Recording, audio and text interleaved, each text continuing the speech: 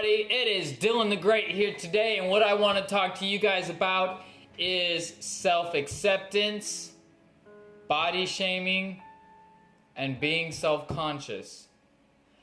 Now, the reason I want to talk to you guys about this is because there is the way the new generations are growing up. They're being, and I mean, this has always been a thing, but I've noticed a little bit more in the younger generations that everybody wants to shame everybody for everything, literally. Everybody gets offended by everything. It's stupid. It really is. If somebody is a little on the chubby side, then people are going to call him/her fat, ugly, a cow, whatever. Say, go eat a Twinkie, do the truffle shuffle, whatever you guys have. That's what kids are being told today. Not just kids, I'm talking about adults. Because when you go to the beach, I hear people saying, ew, look at that guy. Ew, look at that girl. Ew, look, look, look, look. It's like all anybody has to say anymore is bad things about everybody, about everything. When I was 12 years old, okay, I noticed that as I was hitting puberty, or starting to, that one side of my chest grew out a little bit farther than the other side. It is not too incredibly noticeable, but it does stick out, as you can see, about 1.5 inches. Because of this, I thought that I was ugly, I was nasty, I was just a deformity. I had the worst self-esteem imaginable. You know, I went into this social coma. I sat in my room for 2 years straight. I didn't go out to any kind of events. I went to school, but I didn't make any friends. I didn't talk to anybody. The people that I were friends with, I quit talking to them because I was scared people were gonna judge me. Because people had judged me about other things in the past. Only my closest, dearest friends and my wife and my family know about my chest. So this is literally my first time opening up to it, you know, opening up about it. What I want to cover too is self-esteem. Now actually, let's go back a little bit, back to the story about my chest. So when I was 12 years old, 13 is when it started happening. I just thought I was the ugliest thing on the face of the earth. I hated myself, I hid myself, locked myself away. And the day that I won the lottery is the day that I turned 16 years old. That sounds crazy. You win the lottery on your 16th birthday, right? Well, listen, that day I was sitting out in a hammock. It was kind of out in the countryside. It was not quite sunset, but it was getting there late in the afternoon. My birthday's in the middle of July. It's a nice, warm, sunny afternoon.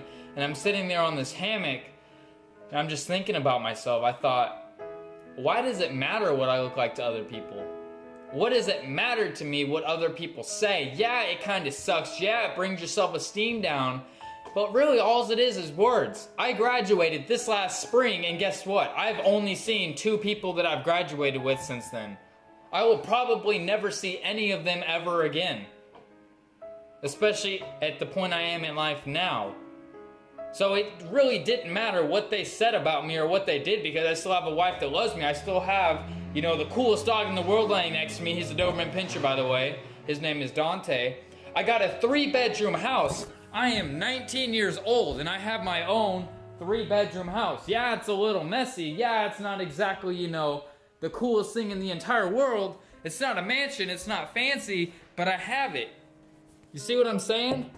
I'm saying that no matter what people said to me or what they did to me because of things that they disagreed with or they didn't like because I was different, I still have what I want in life. You know, I'm not done living yet. I still got to get my career up and going here in the next couple years. I still have things to make my life better, but I'm saying that because of what they said, it honestly, in the future, it does not matter. It's gonna suck at the meantime, but on my 16th birthday, like I said, I just sat there and I accepted myself is what I did. Self-acceptance. That's something a lot of people need to try to practice. And it seems so hard. It seems harder than a motherfucker whenever everybody's trying to bring you down. Everybody. You go to fucking school, you got no friends, people are making fun of you, there's fights being started with you, there's nothing you can do, you have no family support, no support at home. And it's hard. It really is. And then we got teens and young adults dealing with depression and anxiety and, not social awkwardness, but, they kind of put themselves in a social coma like I was talking about earlier that I did, because they're afraid of what people think. They're afraid of what other people say. What does it matter what neighbor Joe across the street thinks of you?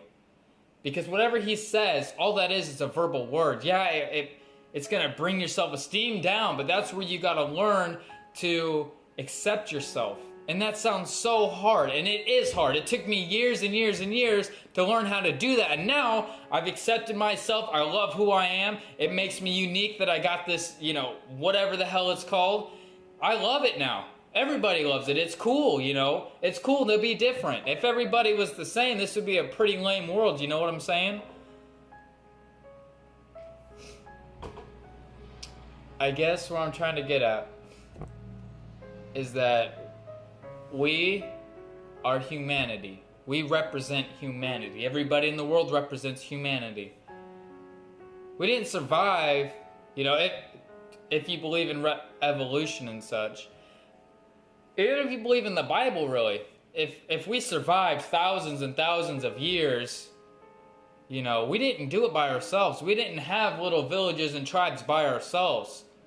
We had communities. Everybody helped one another out. All the men would go out and get nuts. They'd get berries. They'd get meat, and they'd bring it home while the women cooked and cleaned. Everybody worked together, and it worked. See, today, everybody's disconnecting themselves. Everybody's trying to kind of, push themselves away. And I get society is very, very messed up at this point. And I'm not saying do everything society tells you to do or to be socially correct, because you should do what you believe in. But what I'm saying is that we need to get together. We need to help each other out. We need more organizations helping out teenagers. And I'm not saying let's make everybody a victim. I'm saying, yeah, you should fight for yourself. But fight for yourself alongside with other people that are going to support you and be there for you. Because when you're by yourself against a school full of people that hate you, they despise you, they call you names, what can you do? What can you do? You are a victim. But don't be. I know that there's schools that don't get anything done when problems are brought to them. I get that, and I understand there are situations that honestly really can't be fixed. But that's where I was getting at, like the self-acceptance, that's when you have peace in your own mind, you have true peace. And that sounds far-fetched, that sounds stupid, and I get that. Maybe it's not the same for everybody, but I just want to talk about the way I got through it and how I felt about it. But I think that more people should be working together, more people should be lending a helping hand. When I got in high school, I ended up having a lot of friends. I was friends with probably half, if not more, of the entire high school. I was friends with everybody, dude. I was slapping fives all the way down the hallway. We were all getting along. I had a bunch of friends. We'd hang out, outside of school all the time. I wasn't a part of a clique. That's one thing that I just didn't do. I would hang out with some of the different kids is what I'm just going to call it. I'm not going to say unpopular because that's kind of putting a label on them, but different's even putting a label on them. I don't know. But the people that aren't preppy and they're not jocks, just kind of like the kids that are a little bit different. I hung out with those kids. I hung out with the skaters. I hung out with the scene kids is what I'm just going to call them. I'm not really sure what they were. I hung out with the band people. I hung out with the choir. I hung out with the jocks. Some of them were really cool. Some of them were my friends. I hung out with a little bit of everybody. And so I had a lot of friends in high school, especially my last 2 years, my junior and senior year.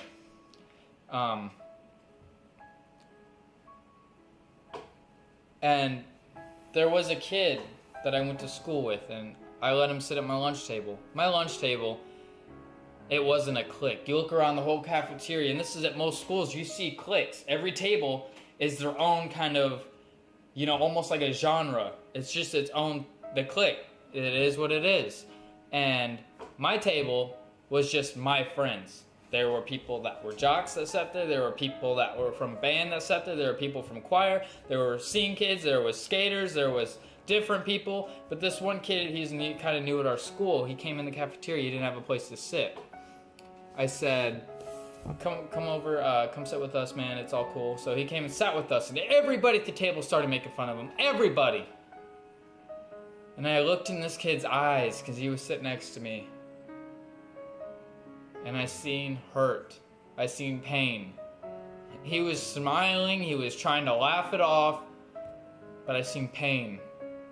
I felt almost like a presence of unacceptance to this kid. Nobody, everybody just started making fun of him when I stood up for him.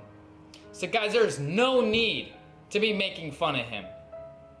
I sat there and pointed out flaws about every single person that sat at that table. Not because I was trying to be a dick, but because everybody has flaws. Everybody has things about them like my chest. They don't have the same thing. I'm sure there are people, but they don't all have the same thing. Some people will have two toes stuck together. Their big toe and their second biggest toe, okay? I've seen that before. Some people will have pigeon's foot. Some people might not even have a body deformity. Some people might look perfectly fine, but they might be a little slow on the head. They might have a lazy eye. They just might like weird things. They might be a little bit different. They might be the one that likes ketchup on their eggs. That is out there. It's okay. Every single person, even everybody watching this video, has something different about them. They have something that's a little bit different that not everybody agrees with, but why sit there and gang up on you and make fun of you about it? There's no need for it. Ladies, every single one of you are beautiful in your own way. And I do have a wife, okay? I'm not being weird. I'm not trying to get people to inbox me or whatever. I'm saying you're beautiful in your own way. And I'm not saying you're ugly. You legitimately are beautiful. Now, what the most beautiful and the most sexy thing that I personally think, and a lot of other guys have agreed with me, the sexiest thing about a woman is confidence. When you have confidence in yourself, you believe in yourself, you got good self. Every one of you ladies, you're beautiful. Okay? I know I just said that, but you're beautiful. And I know some of you might think you're ugly, that you're fat, that whatever the bullshit names everybody's calling you. I know that those words and the feelings are gonna discourage you, and you might even get to the point. I've had several friends tell me this. I'm never gonna find that one. Well, you're still young. You are very, very young in life. I graduated with a lot of girls that were different when they were younger, but by the time they graduated high school, they're almost done with their first year of college now. They are very, very, very pretty girls, okay? And I'm not saying that you're going to end up growing up to become the next supermodel or swimsuit model or whatever. You're going to be on the cover of some magazine. But what I'm saying is that there will come a day that a guy comes along that you just fall head over heels for. And he's just going to feel the exact same way about you. All your flaws are going to be the reason he loves you. They're going to be the reason he got with you, the reason he stays with you, the reason you guys get married one day. Your flaws. When I first met my wife, obviously both of us had a lot of flaws. Everybody does. That's just the way life is. That's the way humans are. Everybody has their own flaws. What made us fall in love is that we seen each other's flaws, we understood them, we accepted them, and we grew to love them. Your Prince Charming will come along one day, I promise. And, you're going to look back on all the gray days that you've had in life, and you're going to say, I made it. I got a story to tell. I remember how I felt when I was, putting I was put in those shoes. I was just a young girl, and I'm not saying that I know what it's like for you ladies, but I'm saying that the absolute sexiest and most attractive feature on a woman, it's not her breasts, it's not her butt, it's not her body. The most attractive thing on a female, and a lot of my friends and a lot of people I've talked to about this topic will agree with me, the most attractive thing about a female is her confidence and her self-esteem. And I know especially and particularly females have a hard time with that second one, the self-esteem. But that's what most of this video has been about. It's about, you know, self-acceptance, building your self-esteem up. You know, even if you have to do small things to build your self-esteem up. Me, about my chest, I read online, I had actually found a community online of people that have had the same problem, and a lot of people actually have it a lot worse than I do. I got a very, very mild version of this, and I found this community of people, and you know, we talked about it, and throughout this online journey of talking with these random strangers that coincidentally had the same problem as me, I gained a lot of friends. I gained a lot of advice on how to boost my self-esteem. Somebody told me that if you do physical workouts, especially on your pectoral muscles, that it'll actually kind of even it out almost, and you almost won't even be able to tell. So what I did, and also when I was younger, I got made fun of a lot because I was so small. People would tell me, "Don't go outside, Dylan, it's a very windy day, you're gonna get blown away." They'd call me, you know, they'd say I'm as thin as a pencil. They'd use all these bullcrap names, and they weren't joking around. They were being total assholes to me. That's the easiest way and the best way to put it.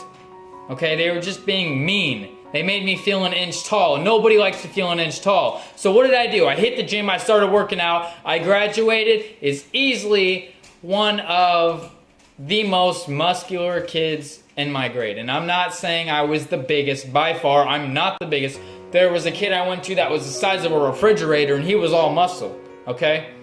But I'm saying I had, you know, an 8-pack, I had, you know, a good, decently looking body, you know, my arms were pretty damn good, you know, but I changed that. I changed myself, not so everybody can accept it, but for myself. I didn't change who I was, I just changed myself physically. We'll just throw out a scenario. You have cellulite, you feel like you're fat and ugly, whatever. Okay, there are remedies to fix that. There are things that you can do, and one of those being physical fitness. I'm not promoting fitness. I'm not trying to get you guys to buy some stupid product or whatever. I'm just saying that there are remedies and communities out there that will help you out. There are things that you can do to boost your self-esteem and to kind of help you out in whatever situation you're in, because trust me, you're not the only one in your shoes. There are thousands of other people online. And the internet is the best way to connect with other people like you, the best way to find support. And that's sad that we have to go to the internet and talk to somebody 3,000 miles away to feel better about ourselves. But that's the way it is, and there's nothing wrong with that. I think it's awesome. The internet's a great way to touch base with everybody. Great way to help each other, a great way to support each other. So, I'm going to go ahead and wrap this video up. Thank you guys for watching. If I made you feel even a little bit better, go ahead and give my video a thumbs up, subscribe, and please leave a comment. I want everybody that watches this to leave a comment. Commentation is the best form of connectivity in my opinion, because I will get back to every single person that comments, I promise.